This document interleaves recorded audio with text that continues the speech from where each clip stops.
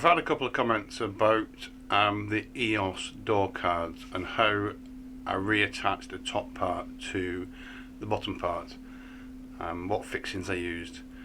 I used these, don't know if you can see that, they're called button head screws. They're very short and the head is very flat but quite wide.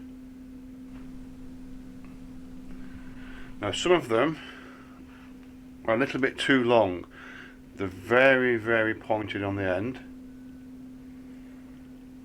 The end actually needs cutting off, so I just cut the end off with a pair of snips. So now it's a bit flatter.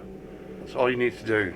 So where the rivets, the plastic welded rivets were drilled out, they'll just screw into the hole.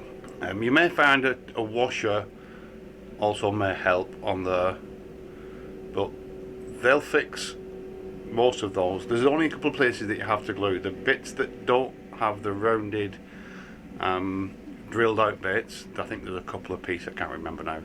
There's a couple of parts that have little slots, like a slot with a male part that fits into it that needs to be cut away when the top part is split from the bottom part of the door card. That's the only place that you need to glue or weld.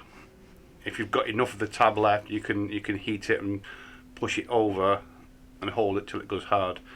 That should be sufficient, but a little bit of glue as well will help there. So I hope this was useful for those people that asked. Button head screws. Now I buy these from Screwfix and they come in a large pack like this. So there's various sizes. So it has to be a coarse threaded screw and quite a large flat head on it. I hope that helped and thank you for watching. I'll see you again. Bye.